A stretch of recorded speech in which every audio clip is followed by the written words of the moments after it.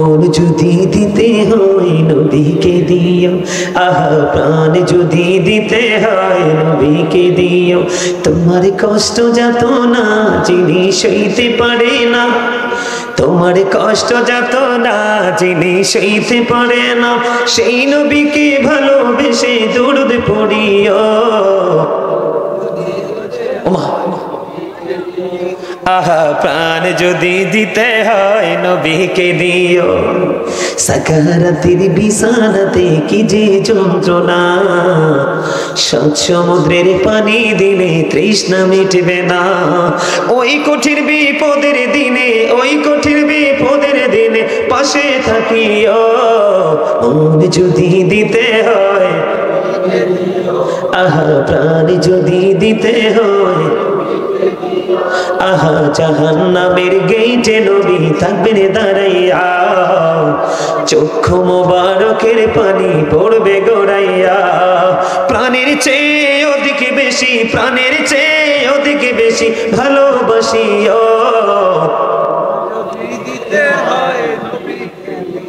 আরে কে বলেছে বান্দারে, ও ইমানদার আমার বান্দারা, ইমানদারেরা হৃদয়ের জানালা খুলে তোমরা সবাই শোনো। তোমরা আমার হাবিবের কণ্ঠস্বরের উপর তোমাদের কণ্ঠস্বরকে উঁচু করিও না। তার মানে তোমরা একজন আরেকজনকে সম্বোধন করে যেভাবে কথা বলো, তোমরা আমার হাবিবের ক্ষেত্রে সেইভাবে কথা বলিও না। তোমরা যদি এইভাবে কথা বলো, তোমরা পাহাড় পরিমাণ দান সদকা নামাজ রোজা ইবাদত বন্দেগী করবা, মনের অজান্তে সব কিছু ধ্বংস হয়ে যাবে। জোরে জোরে বলুন না নাউজুবিল্লাহ। এখন হলো বন্ধু আমার যে জায়গাটা, এখন আমাদের মধ্যে অনেকেই আছে নবীকে বলে বুঝে না, জানে না, এই জন্য অনেকেই বলে ফেলে যে নবী তো আমাদের মতোই। তোমাদেরকে বলে যুবক, আজ থেকে ১৫০০ বছর আগে আপনার আমার প্রাণের নবীজি বলে দিয়েছেন, ক্বালা আইয়ুকুম মিসলি, তোমরা কে আছো আমার মতো? এখনো পর্যন্ত কেউ হাত তোলে নাই, এখনো পর্যন্ত কেউ কি করে নাই। এখন যদি কোনো মানুষ বলে যে নবী তো আমাদের মতো খেয়েছে, নবী তো আমাদের মতো পড়েছে, নবী তো আমাদের মতো করেছে, তাহলে নবীকে বন্ধু নিচে নামানো হলো। কি করা হলো? কথা বলেন না কেন? নবীকে কি করা হলো? ছোট করা হলো। এটা আপনারা বুঝেননি। নবীকে কোনো ক্ষেত্রে আমাদের মতো বলা যাবে না, কারণ নবীজি বেনজির ও বেমিসাল, যাকে বলা হয় ইমামুল মুরসালিন, যাকে বলা হয় রাহমাতুল লিল আলামিন, যাকে বলা হয় হাবিবুল্লাহ, যাকে বলা হয় সিরাজুম মুনীরা, যাকে বলা হয় নূরুম মুবিন। জোরে জোরে বলুন আল্লাহু আকবার। বন্ধুরে আমার, এখন আমাদের মধ্যে এমন মন্তব্য করে অনেককে দেখা যায়, কারণ হলো কি, নবীকে ভালোবাসা ফরজ, নবীজি সম্মান দেওয়া ফরজ। নবীকে কথার দ্বারা, চিন্তার দ্বারা, ভাবনার দ্বারা, কোনো সমর্থন দ্বারা, সাপোর্টের দ্বারা আমার নবীকে যদি বিন্দু পরিমাণ আঘাত করা হয়, এটা কুফরি হয়ে যায়। কি হয়ে যায়? কুফরি হয়ে যায়। আপনি নামাজ রোজা হজ যাকাত দান সাদকা যাই করেন না কেন, আপনার এগুলো দিয়ে বন্ধু কোনো ফায়দা হবে না। আমি যদি বলি আপনাকে, আপনার আমার প্রস্রাব পড়লে পুরো শরীর নাফাক হয়ে যায়, কথা বলে না কেন? নাফাক হয়ে যায়। বরকতময় দাসী উম্মে আয়মান আপনার আমার প্রাণের নবীর প্রস্রাব মোবারক খেয়ে ফেললো। আমার নবীজি উম্মে আয়মনকে, ওই দাসীকে পৃথিবী থেকে জান্নাতের বন্ধ সংবাদ দিল। সুবহানাল্লাহ। তাহলে এখানে কি বোঝা যায় না নবীজি আমাদের মতো না? বোঝা যায় কি যায় না? আরো জোরে বলেন। আপনারা বুঝতেছেন নি আমার কথা? আরো জোরে বলেন, বুঝতেছেন? নবীজি মদিনায় থাকা অবস্থায় ২৭টি যুদ্ধ করেছে। এর মধ্যে সবচেয়ে বড় যুদ্ধ হলো বন্ধু উহুদের যুদ্ধ। উহুদের ময়দানে যখন নবীজির দান মোবারক শহীদ হয়ে গেল, আমার প্রাণের নবীজির মুখ মোবারক দিয়ে, জবান মোবারক দিয়ে লোহ মোবারক বের হয়ে আসলো।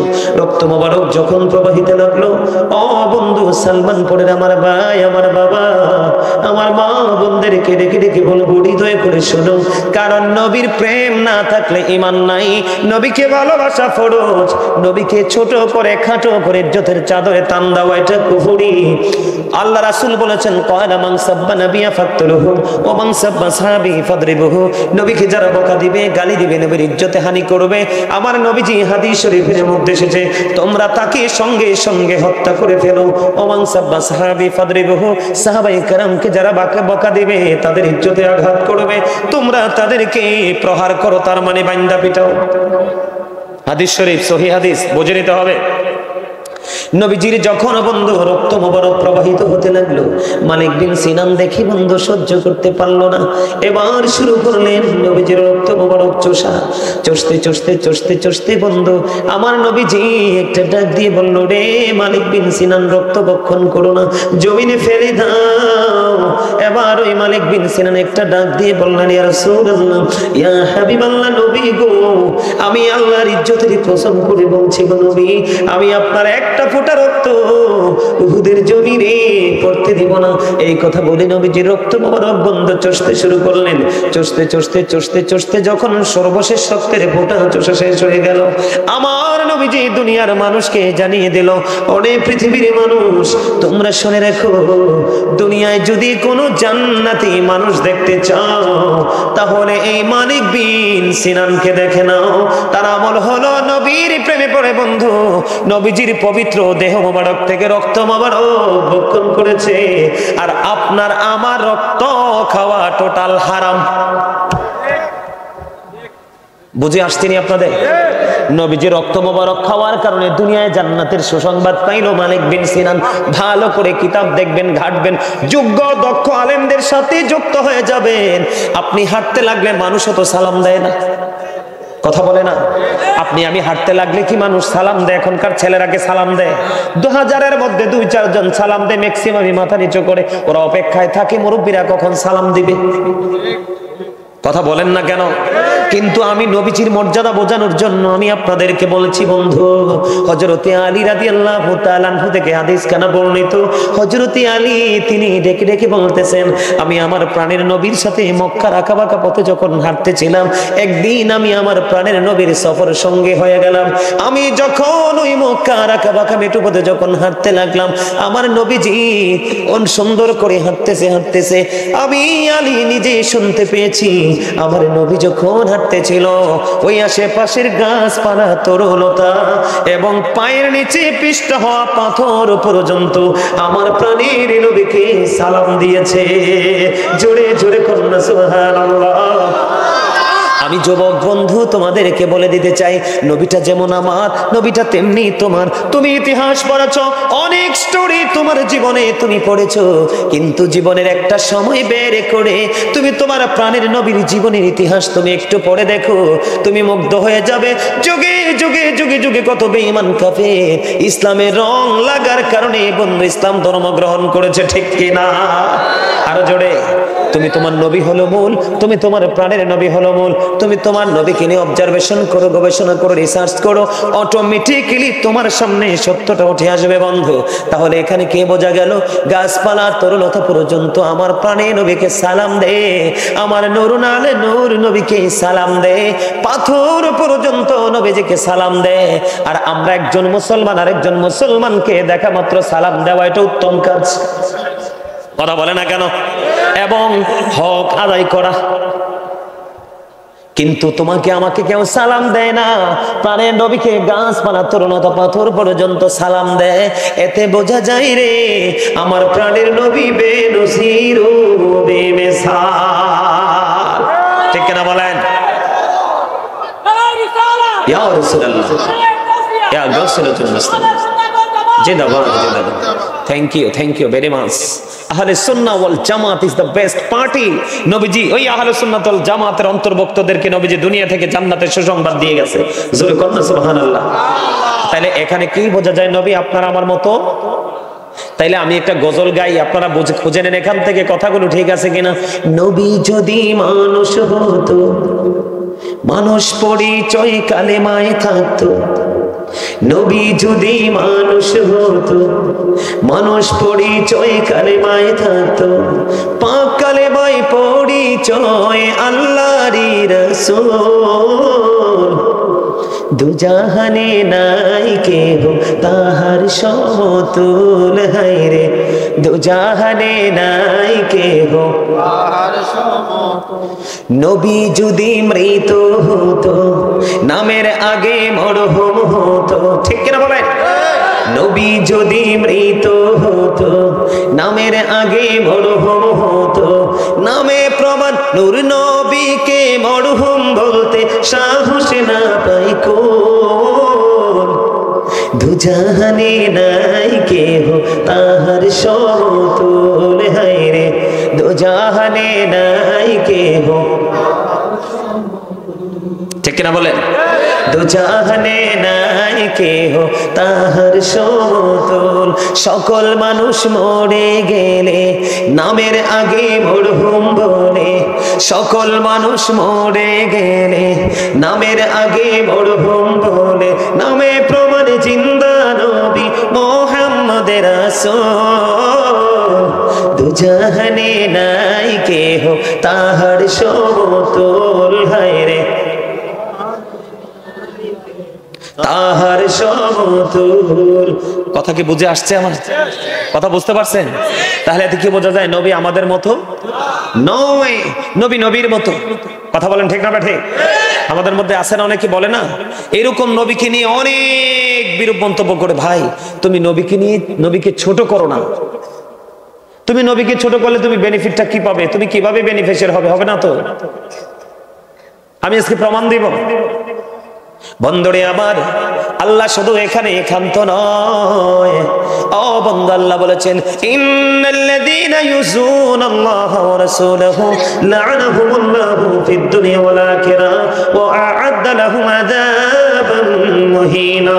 জোরে জোরে বলুন আল্লাহু আকবার। বন্ধুরে আমার, আল্লাহ এবং আল্লাহর হাবিবকে যারা কষ্ট দেয়, আল্লাহ রাব্বুল আলামিন দুনিয়া কেরাতে তাদেরকে লানত দিয়েছেন, অভিশপ্ত করেছেন। আ'আদ্দালাহুম আযাবাম মুহিনা, তাদের জন্য ভয়ঙ্কর সাজা আমার আল্লাহ বরাদ্দ করে রেখেছেন। জোরে জোরে কন্যা নাউযুবিল্লাহ। তাহলে নবীজি বলতেছে ক্বালা আইয়ুকুম মিসলি, তোমরা কে আছো আমার মতো? ও বন্ধু তোমরা কে আছো আমার মতো? আমার দিকে তাকান। নবীজি শুনতে পেয়েছে হাদিস শরীফের মধ্যে এসেছে তিনজন লোক। কয়জন লোক? তিনজন লোক। মনে মনে চিন্তা করলেন নবীজির আমলের কাছে আমাদের আমলটা একেবারে তুচ্ছ, একেবারে নগণ্য।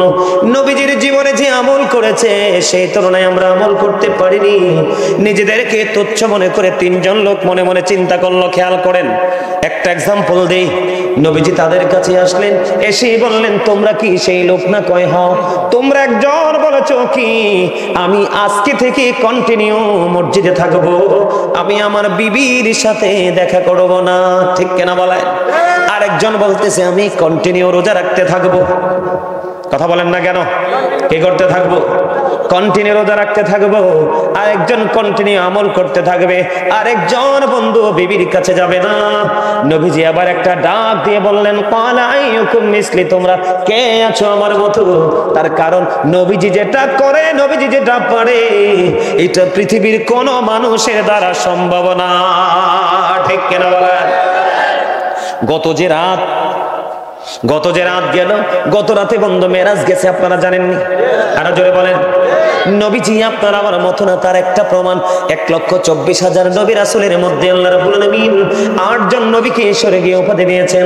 এর মধ্যে একজন হলো মূসা কালিমুল্লাহ। মূসা স্পোক টু আল্লাহ। মূসা আল্লাহর সাথে কথা বলেছেন। মূসা আল্লাহকে দেখতে চাইলেন, রব্বি আরিনি, আল্লাহ বলে দিলেন লান তারানি। মূসা আল্লাহকে দেখতে চায়, আল্লাহ না করে দিল। আমার সামনেই বন্ধু কোরআন শরীফ, এই যে কোরআন শরীফের 15 পারা সূরা বনী ইসরাঈলের প্রথম নাম্বার আয়াতে আমার আল্লাহ বলে দিয়েছেন সুবহানাল্লাযী আসরা বিআবদিহি লাইলাম মিনাল মাসজিদিল হারামি ইলাল মাসজিদিল আকসাল্লাযী বারাকনা হাওলাহু লিনুরিয়াহু আয়াতিনা, ঠিক কিনা বলেন? আরো জোরে। আল্লাহ রাব্বুল আলামিন বলে দিয়েছেন বন্ধু, আল্লাহর হাবিবকে মসজিদে হারাম থেকে মসজিদে আকসা পর্যন্ত ভ্রমণ করিয়েছেন, চারপাশ বরকতময় করে দিয়েছেন, যেন আল্লাহ রাব্বুল আলামিন আল্লাহর হাবিবকে আল্লাহর নিদর্শন দেখাতে পারে। তাহলে আপনি আমি তো দূরের কথা, অন্য নবীদের তো মতো না আপনার আমার নবী। কথা কয় না? আমরা তো সাধারণ মানুষ, আমরা তো দূরে, অন্য নবীদের মতো না আপনার আমার নবী, ঠিক কিনা বলেন? আমার কথা আপনারা বুঝতেছেন? সবাই বুঝতেছেন? এখানে বোঝেন বন্ধু, এই কারণে বললাম নবীজিকে বিভিন্ন ভাবে বলা হয় আমাদের মতো বলে বলে, বিভিন্ন ভাবে নবীজিকে বন্ধু আমাদের সাথে তুলনা করা হয়। এটা নবীজির ইজ্জতে আঘাত করা ছাড়া আর কিছুই। আল্লাহ কি কইছে? আল্লাহ এবং আল্লাহর হাবিবকে যারা কষ্ট দেয়, কি দেয়? আল্লাহ ফেরাতেও করেছেন এবং ভয়ঙ্কর সাজার ব্যবস্থা করে রেখেছেন। আল্লাহ রাব্বুল আলামিন নিজে ওয়াজ করতেছেন বন্ধু, আমি আপনাদেরকে বলে দেই আল্লাহর হাবিবকে কোনো কারণে বন্ধু আঘাত করা যাবে না। তার অন্যতম প্রমাণ হলো বন্ধু, আল্লাহর হাবিব একদিন ডেকে ডেকে বললেন, কাব ইবনে আশরাফকে হত্যা করার মতো কে আছো? কাব ইবনে আশরাফকে হত্যা করার মতো কে আছো? মুহাম্মদ ইবনে মাসলামা দাঁড়িয়ে গেলেন বন্ধু, হাদিস শরীফের মধ্যে এসেছে। ইনি দাঁড়িয়ে বললেন, ইয়া রাসূলুল্লাহ আমি। এবার কি করলেন? তার কারণ হলো কি? কাব ইবনে আশরাফকে হত্যা করার কারণ কি? তিনি আল্লাহর হাবিবকে কষ্ট দিয়েছে। কে করেছে? আল্লাহর হাবিব। কি আমার দিকে তাকান, আল্লাহ রাসূলকে ভালোবাসলে আল্লাহর ভালোবাসা হয়ে যায়। আল্লাহর হাবিব কি কষ্ট দিলে অটোই আল্লাহ কষ্ট পায়, ঠিক না ঠিক? বন্ধুরে আমার, এবার আমার নবীজি যখন বললেন মুহাম্মদ ইবনে মাসলামা দাঁড়ালেন, তাকে হত্যা করে ফেলবে। কারণ কি? কেন গো তাকে হত্যা করতে হবে? বন্ধু, আপনার আমার প্রাণে নবী জানিয়ে দিয়েছে হত্যা করার কারণ হলো সে আল্লাহর হাবিবকে কষ্ট দিয়েছে। পরে মুহাম্মদ ইবনে মাসলামা কাব ইবনে আশরাফকে হত্যা করে আমার নবীজির কাছে সেই মেসেজ জানিয়ে দিয়েছে। জোরে জোরে বলেন আলহামদুলিল্লাহ। আরো জোরে বলেন না আলহামদুলিল্লাহ। আপনাদের কারো যদি বন্ধু সন্দেহ থাকে আমাকে বলবেন। বন্ধুরি আমার, একেবারে সিহা সিত্তার অন্যতম গ্রন্থ বুখারী শরীফের মধ্যে এসেছে। আমার দিকে তাকান বন্ধু, এক খ্রিস্টান কি হলো? মুসলমান হলো। খ্রিস্টান ধর্ম ত্যাগ করে সে ইসলাম ধর্ম গ্রহণ করলো। ইসলাম ধর্ম গ্রহণ করার পরে গভীরভাবে খেয়াল করেন, এটা বুখারী শরীফের হাদিস। ইসলাম ধর্ম যখন গ্রহণ করলো, ইসলাম ধর্ম গ্রহণ করার পরে আমার আপনার প্রাণে নবীর ওহী লেখার দায়িত্ব পাইল কি? মানে আপনাদেরকে এই হাদিস দ্বারা বোঝাচ্ছি কতটুকু বললে নবীর সাথে বেয়াদবি হয়, কতটুকু বললে নবীর সাথে গোস্তাকি হয়, কতটুকু বললে আল্লাহ রাব্বুল আলামিন ওই বান্দার প্রতি রাগ হয়ে যায়। এইটা বোঝানোর জন্য বন্ধু বুখারী শরীফের হাদিস। ওই খ্রিস্টান নিজের ধর্ম ত্যাগ করে ইসলাম ধর্ম গ্রহণ করলো। ইসলাম ধর্ম গ্রহণ করার পরে বন্ধু উনি আল্লাহর হাবিবের ওহী লেখার দায়িত্ব পাইল। তিনি ওহী লিখতেছে এবং সূরা বাকারা এবং সূরা আলে ইমরান তেলাওয়াত করেছে। আমার মনে তার টুপিটার নিচে শয়তান আছে। এই যে কান টুপি হলোটা, তো টুপিটা ফালা চাই, তো টুপিটা ফালা, তোরে কইতেছি। হ্যাঁ হ্যাঁ, তোর টুপিটা ফালাই দিই উপর থেকে। এই এখন আর তোর শয়তানি আইতো না তোর ভিতরে। আলহামদুলিল্লাহ বলেন আরো জোরে। আরে আমি তো যেটা করতেছি মজার ছলে করতেছি, কিন্তু এটা তো আপনার কিতাব থেকে সংগ্রহ। এই সব ধরনের ছেলেদেরকে শয়তান বেশি ইউজ করে। কি নাউজুবিল্লাহ বলেন। বন্ধুরে আমার, গভীর ভাবে খেয়াল করেন, বড় ধরনের শিক্ষা বন্ধু। তিনি কি করলেন? সূরা বাকারা, সূরা আলে ইমরান বন্ধু তিনি তেলাওয়াত করলো এবং আমার নবীর কাছে যে ওহী আসে সেই ওহী লিখতে থাকলো। ওহী লিখতে লিখতে লিখতে লিখতে বন্ধু হঠাৎ করে একদিন সে আবার তার ধর্মে ফিরে গেল। নাউজুবিল্লাহ বলেন না কেন? মানে আবার আমাদের ধর্ম ত্যাগ করলো। ত্যাগ করে সে আবার তার নিজের ধর্মে চলে গেল। যাওয়ার পরে আবার ঘুরে ঘুরে ঘুরে ঘুরে মানুষের কাছে বলতে লাগলো যে নবী মুহাম্মদ কিছুই জানতো না, আমি যেইটুকু লিখে দিতাম শুধু সেইটুকুই জানতো। জোরে কন্যা নাউজুবিল্লাহ। আপনারা কি আমার কথাটা বুঝতে পারছেন নি? কি বলতেছে? আমি নবী মুহাম্মদ কিছু জানতো না, কি করতো না? নবী মুহাম্মদ নাউজুবিল্লাহ বললেন না? খেয়াল করেন, কতটুকু বললে আমার নবীর সাথে বেয়াদবি হয়, কতটুকু বললে আমার নবী কষ্ট পায়, কতটুকু শব্দ চয়ন আমার নবীর এগেইনস্টে গেলে আমার আল্লাহ তার জন্য লানত বরাদ্দ দেয়। বন্ধুরে আমার, সে বলল কি নবী মুহাম্মদ কিছুই জানে না, আমি যতটুকু লিখে দিই শুধু ততটুকুই জানে। এই কথা বলতে দেরি বন্ধু, আমার আল্লাহ এত বেশি কষ্ট পেয়েছে। বন্ধু তিনি কি বললেন, নবী মুহাম্মদ আমি যেইটুকু লিখে দিতাম শুধু সেইটুকুই জানতো, এর বেশি জানতো না। আমার আল্লাহ রাগ হয়ে গেল, দিন গেল রাত গেল বন্ধু, দিন যাইতে যাইতে রাত হয়ে গেল। ও বন্ধু, ওই খ্রিস্টান একদিন ইন্তেকাল করলো।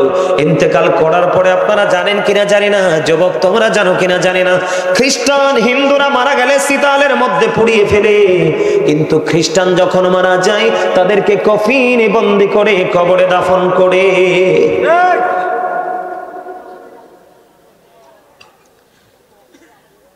এই এই রাস্তায় যে যুবক ভাইরা আছো, রাস্তায় যে যুবক ভাইরা আছো, যদি বলো যে হুজুর আমাদেরকে পায়ে ধরে বলেন, আমি পায়ে ধরে তোমাদেরকে বলবো তোমরা মাহফিলে আসো। তোমাদেরকে আমি বলছি তোমরা আসো, কারণ তোমাদের অবস্থা বেশি ভালো না। এই আমি বলি আপনারা কেউ দয়া করে হাসছেন না, আমি হাসির লোক না। এই যে মুরব্বী আমার বাবারা বসে আছে, এখনকার ছেলেরা একটাও আমার মনে হয় না তাদের লেভেলে যেতে পারবে। হায়াত ছোট হয়ে গেছে, রিজিক ছোট হয়ে গেছে, স্বাদ কমে গেছে, সবকিছু সংকুচিত হয়ে গেছে। তোমরা তারপরেও কি বুঝো না যে জীবনটা কোথায় জেমে দেয়? আমি গতবার বলছিলাম কিনা জানি না, আমার নিজের একটা গজল আছে, ছোট্ট একটু শোনাই, তারপর আমি হাদিসটা আবার শোনাবো, তোমরা খেয়াল করো। আমি পরিস্থিতির উপর নির্ভর করে, আমি কিন্তু একজন রাইটার, আমি অনেক লিখেছি। আল্লাহ আমাকে কলম ধরার ন্যূনতম একটু কলম ধরার শক্তি দিয়েছে। তোমরা শুধু আমার গজলের কথাগুলো একটু শোনো। আমি তো গজল লিখেছি, অনলাইনে আছে, এটা পুরোটা গাওয়া আমার। কথা কি বুঝতে পারছেন আমার? এই কথাগুলো বুঝতে পারছেন? আসলে আমরা যে মাহফিল থেকে, মিলাদ থেকে, নামাজ থেকে, জুম্মা থেকে, পবিত্রতা থেকে দূরে থাকছি, মূলত কারো ক্ষতি হচ্ছে না, ক্ষতি কিন্তু মূলত আমাদের হচ্ছে। আমরা নিজেদের উপর নিজেরা কি করতেছি? জুলুম। আমার আরেকটা গজল আছে, আপনারা একটু খেয়াল করেন, গাইবো, অল্প একটু গাইবো। এটাও আমার লেখা, আমার সুর। আমি বিশেষ করে যুবক ভাইদেরকে মিন করে আমি আগেই বলছি, ভাই তোমাদেরকে খেয়াল করে আমি এই কথাগুলো বলছি, কারণ আপনাদের সমাজ, আমাদের সমাজ, যেই যুবকরা এখানে আছে তাদের সমাজ, প্রত্যেকটা সমাজের দিকে তাকিয়ে দেখেন, সামাজিক এত বেশি অবক্ষয়, নীতি নৈতিকতার এত বেশি অবক্ষয়, এত অবক্ষয় আমরা নিব কেমন করে? এটাকে নেওয়ার মতো সেই ভার বহন করার মতো সেই পাওয়ার কি আমাদের আছে? আরে ভাই আমরা তো পাওয়ারলেস। আমি সুন্দর করে আমি গজলটা গাই, তোমরা শুধু আমার লেখা, আমার কথাগুলো ফলো করো ভাই।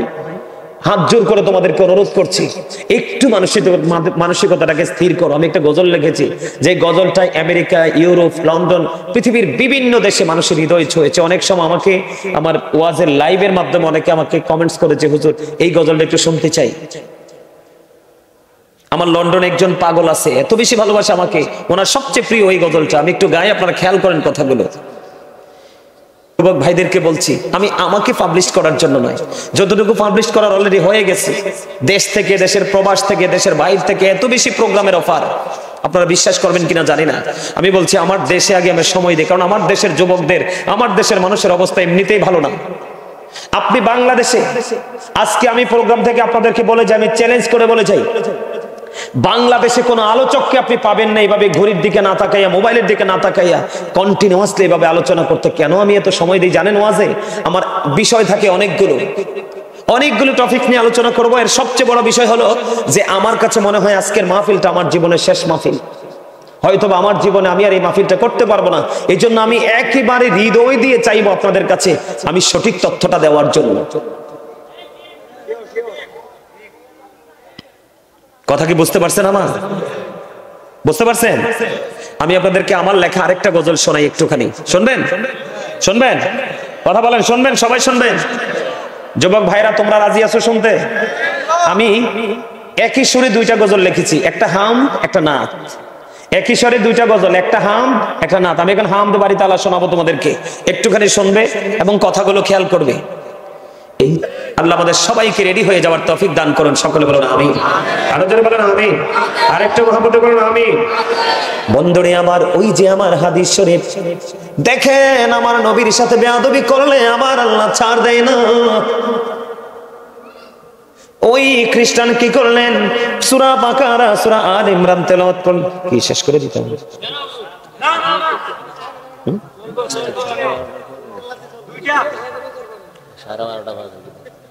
শেষ করে দিতে হবে। আচ্ছা ঠিক আছে, আমি বুঝতে পারছি, আর বলতে হবে না, আমি বুঝতে পারছি। আপনারা যারা এখনো যুবক ভাইরা, তোমরা যারা দাঁড়িয়ে আছো সবাইকে বলছি, আমি আলোচনা শেষ করে দিচ্ছি, অনেক সময় হয়ে গেছে। তোমরা সবাই ভিতরে আসো, সবাইকে বলছি তোমরা ভিতরে আসো, আমি আলোচনাটা অল্প সময়ের মধ্যে গুছিয়ে দিচ্ছি। আমার দিকে তাকানো বন্ধু, সূরা বাকারা তেলাওয়াত করলো, সূরা আলে ইমরান তেলাওয়াত করলো, আর বাইরে গিয়ে গিয়ে বলতেছে আমি যতটুকু লিখে দিতাম নবী মুহাম্মদ ততটুকুই জানতো, এর বেশি কিছু জানতো না। এবার আবার আল্লাহ রাগ হয়ে গেলেন, আমার আল্লাহ তার প্রতি অনেক বেশি রাগান্বিত হয়ে গেল। বন্ধু, এই খ্রিস্টান একদিন মারা গেল, কফিন বন্দি করে তাকে বন্ধু তার কবরের মধ্যে রেখে দিল। রেখে দেওয়ার পরে দিন চলে গেল, রাত পড়িয়ে গেল। পরের দিন সকাল যখন হলো, আপন স্বজন সবাই মিলে বন্ধু দৌড়ে চলে আসলো যে তাকে যে কফিনে করে কবরে রেখে আসলাম একটুখানি দেখে আসি। এবার দেখতে যখন আসলো, আসার পরে চাইয়া দেখেন ওই খ্রিস্টানের লাশটা মাটির বাইরে পড়ে আছে। জোরে জোরে কোন আলহামদুলিল্লাহ। আপনারা একটা জিনিস খেয়াল করেন বন্ধু, সে বলেছে আমি যতটুকু লিখে দিতাম নবী মুহাম্মদ সেইটুকুই জানতো। আপনারা বলেন ওহী কি নবীর কাছে আসছে না তার কাছে? নবীর কাছে। নবী বলার কারণে সে নোট করেছে। কি করেছে? নোট করেছে। রাসূল বলার কারণে সে কি করেছে? নোট করেছে। নোট করেছে। দেখেন, নবী বলেছে, সে নোট করেছে, ঠিক কিনা বলেন? কিন্তু সে কি করতেছে, নবীকে ছোটটা কেমন করে করলো। নবী মুহাম্মদ কিছুই জানতো না, আমি যতটুকু বলতাম ততটুকুই শুধু জানতো। আপনারা যুবক ভাই তোমরা বলো, নবীকে এখানে ছোট করা হয়েছে কিনা? নবীর ইজ্জতে আঘাত আসছে কিনা? এবার বুঝো বন্ধু, নবীকে বিন্দু পরিমাণ আঘাত করা যাবে না, কারণ তিনি সৃষ্টির শ্রেষ্ঠ। এবার কি করলেন, তার ওই যে খ্রিস্টান তার আপন স্বজনেরা মন্তব্য করতে শুরু করলো, এটা পৃথিবীর কারো কাজ নয়, নবী মুহাম্মদের কাজ। জোরে কোন নাউজুবিল্লাহ। আমার নবী তো তার কবরের কাছে একটা বারের জন্য আসে না। দেখো আমাদের নবী কত দামি। ও বন্ধু, কত দামি রে তোমার আমার প্রাণের নবী। আমি তোমাদেরকে বলি, নবীর সাথে বিন্দু পরিমাণ গোস্তাকি আল্লাহ রাব্বুল আলামিন সহ্য করে না বন্ধু আমার। এবার কি করলেন, তার কবরটা কি আরো গভীর ভাবে খনন করলেন। খনন করে আজকে আবার তাকে কবরের মধ্যে দাফন করে চলে গেলেন। দিন চলে গেল, রাত পড়িয়ে গেল। পরের দিন সকালবেলা আবার তার আপন স্বজনেরা আসলো। আসার পরে চাইয়া দেখলো ওই খ্রিস্টানের কবর থেকে আবার তার লাশটা বাইরে পড়ে আছে। জুড়ে জুড়ে বলুন না নাউজুবিল্লাহ। আলহামদুলিল্লাহ বলেন। এখানে নাউজুবিল্লাহ মানায় না, আলহামদুলিল্লাহ। কারণ আমরা নবীর প্রেমিক, আমরা খুশি না? কথা বলে না কেন? আমার নবীর দুশমনের পানিশমেন্ট হয়েছে। আমরা সবাই, আমরা নামাজ পড়ি বা না পড়ি, আমরা আমাদের রাসূলকে ভালো, কিন্তু সেই ভালোবাসাটা যেন ভালোবাসার মতো হয়। 2 দিন চলে গেল। এবার কি করলেন, আজকেও কবরটাকে আরো গভীর ভাবে খনন করলো। খনন করে আমার তাকে কবরে দাফন করে চলে গেল বন্ধু। আর মনে মনে বলতে লাগলো নবী মুহাম্মদের কাজ। জোরে জোরে কোন নাউজুবিল্লাহ। এবার চলে গেলেন বন্ধু। আবার দিন গেল, রাত গেল। যখন বন্ধু সকাল হলো, আবার পরের দিন তৃতীয় দিন আসলো তাকে দেখার জন্য। এবার আইসা দেখি বন্ধু মাটির বাইরে পড়ে আছে। এবার তার আপন স্বজনেরা বলে না না না, এইটা পৃথিবীর কোনো মানুষের কাজ নয়। ও বন্ধু, তার লাশটা মাটির বাইরে ফেলে তারা চলে গেল। জোরে জোরে কন্যা আলহামদুলিল্লাহ। শুধু বেয়াদবিটা কতটুকু করছে, যে আমি যেটুকু লিখে দিতাম নবী সেইটুকুই জানতো, বেশি জানতো। আপনারা বলেন আমার নবী বেশি জানে কি জানে না? জানার পাওয়ার আল্লাহ দিছে কি দিছে না? তাহলে আপনি যদি এইটুকু বলেন তাহলে নবীর সাথে কি হয়ে যাবে? বেয়াদবি হয়ে যাবে বন্ধু। আপনারা মদিনায় গেছেননি? মদিনায় যাওয়ার লোক আছেননি এখানে? আপনারা দেখছেননি নবীজির রওজার চারপাশে সীসাডালা দেওয়াল আছে না নাই? আপনারা যারা, আমি নিজে গিয়েছি বন্ধু 2021 সালে দেখে এসেছি, নবীজির রওজা মোবারকের চারপাশে বন্ধু সীসাডালা দেওয়াল দিয়ে একটা প্রাচীর গড়ে দেওয়া হয়েছে। এটার কারণ জানেননি বন্ধু? খ্রিস্টানেরা কি করেছে? 557 সনে, কত সনে? কত সনে? 557 সনে। খেয়াল করেন, খ্রিস্টানেরা তারা জানতে পেরেছে, বুঝে নেন নবী সম্পর্কে আজকে একটু জেনে নেন। বিরক্ত হচ্ছেন নি কোনো? বিরক্ত হলে ছেড়ে দিব। আমার দিকে তাকান বন্ধু, এই যে নবীজির রওজার চারপাশে যে সীসা ডালা দেওয়াল, তার কারণ কি, রহস্য কি? বন্ধুরে আমার, ওই 3 জন খ্রিস্টান, কতজন? 3 জন খ্রিস্টান। তারা কি করলো বন্ধু? আপনার আমার প্রাণে নবীজি মুসলমানের বড় শক্তি। দিন দিন যে মুসলমানরা নবীর মধ্য থেকে অনুপ্রেরণা পাবে, উৎসাহিত হবে, অনেক শক্তিশালী হবে। খ্রিস্টানেরা জানতেন তৎকালীন সময়ে বন্ধু আমার নবীজির ওই দেহ মোবারক, নবীজির রওজা মোবারক থেকে চুরি করার জন্য খ্রিস্টানেরা কি ছদ্মবেশ নিলেন। তারা বন্ধু দিনের বেলা আত্মগোপনে থাকতেন, রাতের অন্ধকারে বন্ধু তারা বের হতো। একদিন কি করলেন? আমার নবীজি যে জানে, নবীজি যে বোঝে, আমার নবীজি যে উম্মত, নবীর পাগল উম্মতের ঘরে যেতে পারে, তার সাথে কথা বলতে পারে, তার এক্সাম্পল হলো এটা বন্ধু। অনেক এক্সাম্পল আছে, তার মধ্যে এটা একটা। সুলতান নূরউদ্দিন জঙ্গির ঘরে চলে গেলেন আমার নবী। সুলতান নূরউদ্দিন জঙ্গির ঘরে গিয়ে বললেন, তুমি দেখো ওই দুশমনেরা দুশমনি করতেছে। সুলতান নূরউদ্দিন জঙ্গি বন্ধু যখন স্বপ্নে দেখলেন, এবার তিনি ওনার সঙ্গীদেরকে নিয়ে কি করলেন? ওই মদিনার উদ্দেশ্যে তিনি রওনা হয়ে গেলেন। মদিনাতে এসে তিনি এলান করে দিলেন, আমি সকল মদিনাবাসীকে উপহার দিতে চাই। সুবহানাল্লাহ বলেন না? আসলে তো উপহার দিবে না, ওই আমার নবীজি সুলতান নূরউদ্দিন জঙ্গির ঘরে গিয়ে দুশমনদের চেহারাটা চিনিয়ে দিয়ে আসছে। ওই সুলতান নূরউদ্দিন জঙ্গি উপহার দেওয়ার মানে হলো ওই আমার প্রাণের নবীর দুশমনদেরকে চিহ্নিত করা। এবার বন্ধু মদিনাতে চলে আসলেন।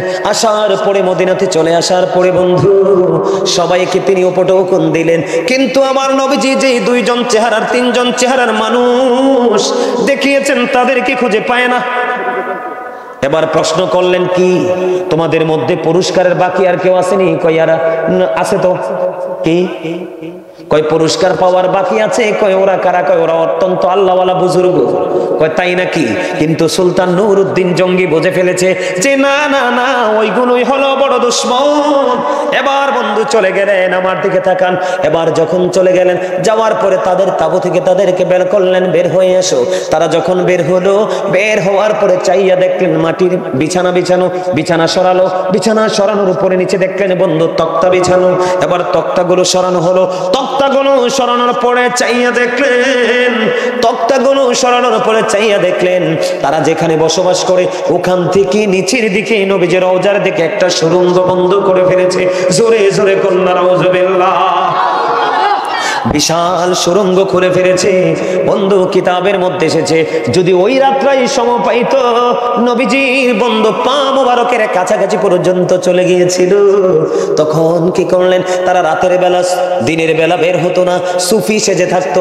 রাতের অন্ধকারে আমার নবীজির রওজা মোবারক থেকে নবীজিকে বের করার জন্য বন্ধু মাটি খনন করে করে বন্ধু জান্নাতুল বাকির মধ্যে মাটিগুলো নিয়ে ফেলে দিয়ে আসতো। তারা চাইয়া দেখলেন ওই যে নবীজির একদম পা মোবারকের কাছাকাছি চলে গেল। তখন সুলতান নূরউদ্দিন জঙ্গি এমন দৃশ্য দেখার পরে বন্ধু কি করলেন? দিবালোকে মানুষগুলো নিয়ে সঙ্গে সঙ্গে আগুন লাগিয়ে তাদেরকে দিন দুপুরে পুড়িয়ে ফেললো। পুড়িয়ে ফেলার পরে এবার নবীজি রওজা মোবারকের কাছে গিয়ে কান্নায় ভেঙে পড়ল, ইয়া রাসূলুল্লাহ, নবী গো, আমার যদি কোনো গুস্তাখি হয়ে যায় আপনি ক্ষমা করে দিয়েন। জোরে জোরে কন্যা সুবহানাল্লাহ।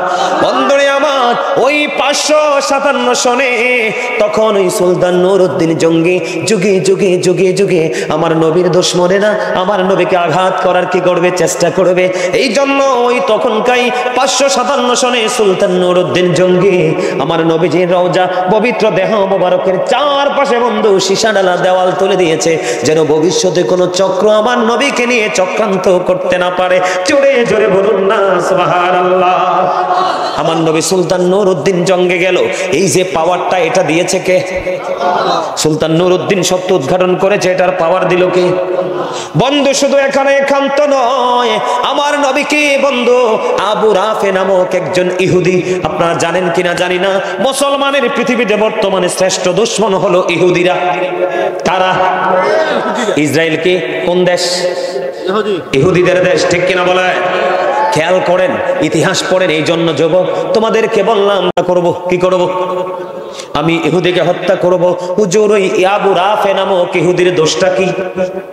সে আমার নবীর ইজ্জতে আঘাত করতে, আমার নবীর মান সম্মান হানি করতে মানুষকে উৎসাহ দিত। এখন আমাদের সমাজেও আস্তে আস্তে প্রকাশ পাচ্ছে। কথা কয় না কেন? নবীকে ছোট করতে উৎসাহিত করে। বন্ধুরে আমার, এবার কি করলেন নবী গো? ওই আবু রাফে নামক ইহুদি কোথায় বসবাস করে?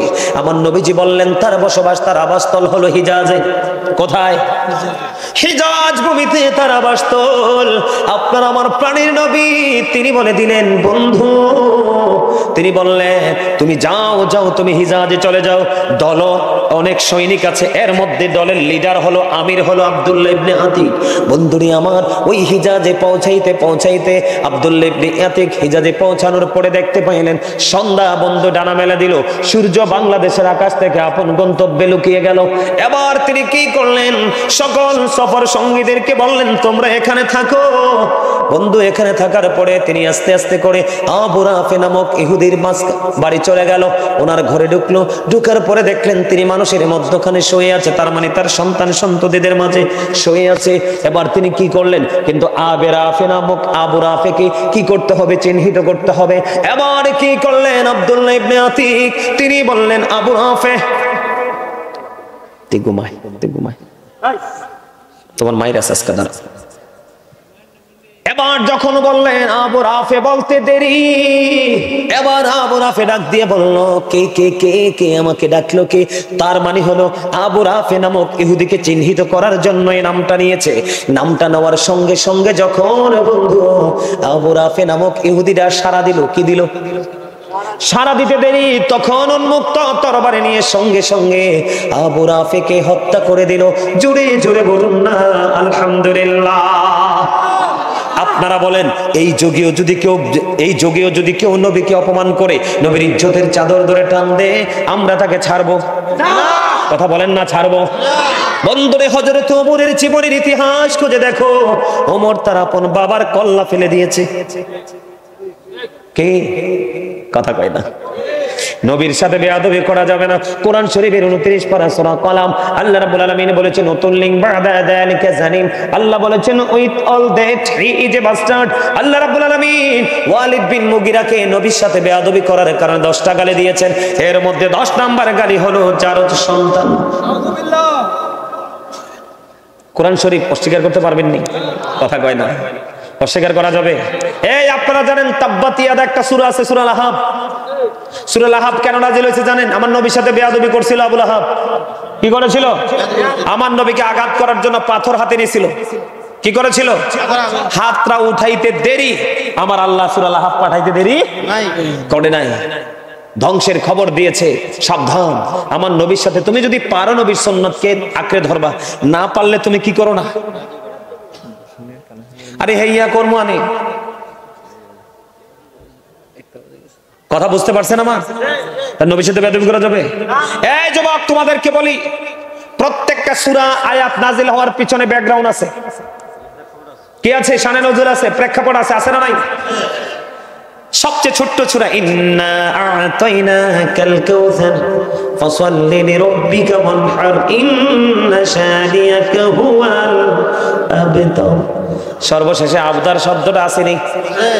আবদার শব্দ দ্বারা ওয়াইলের পুত্র আস নবীজির পালক পুত্র যখন ইন্তেকাল করলো, ওয়াইলের পুত্র আস আমার আপনার প্রাণের নবীকে আবতার বলে সম্বোধন করলো। কি বলে? আবতার যখন বলল, নবীজিকে নিঃস্ব বলল, নির্বংশ বলল। বলতে দেরি রে, আমার আল্লাহ জিব্রাইলকে ডেকে ডেকে বলে জিব্রাইল যা যা আমার হাবিবকে যারা আজকে আবতার বলেছে তুমি সূরা কাউসার নিয়ে যাও আমার হাবিবের কাছে। আজকে যারা আমার হাবিবকে আবতার বলেছে তারাই হবে কাল হাসরের ময়দানে আবতার। জোরে জোরে কন্না নাউজুবিল্লাহ। আর যারা প্রাণের নবীকে ভালোবাসবে তাদের জন্যই বরাদ্দ হলো হাউজে কাউসার। জোরে জোরে কয় না সুবহানাল্লাহ? আর জোরে বলে না সুবহানাল্লাহ? আমাদের সেই নবীকে ভালোবাসা দরকার আছে না নাই? এতারা কয় না মুখ খুললে আল্লাহর আগে রইছে বেকে। হ্যাঁ কইছি না শেষ করে দিব, একটা লেভেলে এসে তো শেষ করতে হয়, তাই না? কথা বলে না কেন? হ্যাঁ, আপনারা গজল পছন্দ করেন না? আমি তো গত বছর দেখলাম আপনারা অনেক পছন্দ করেন, এই বছর তো স্লো হয়ে গেলেন কেন? হ্যাঁ, বেশি হয়ে গেছে না? আরে কি বেশি হয়ে গেছে? আরে বলবেন বেশি হয়ে গেছে? তাহলে আমি আমার নবীর শানে একটা গজল গাইবো, সবাই ফ্ল্যাশ লাইটটা জ্বালাবেন নি মোবাইলে। তারা মনে করতেছে হুজুরে কি তা কয়। এই শেষ করে দিচ্ছি তো, তাক গজল গাওয়ার দরকার নাই। হ্যাঁ, তোমাদের হাতে মোবাইল আছে নি? তোমাদের আমি গজল গাইলে তোমাদের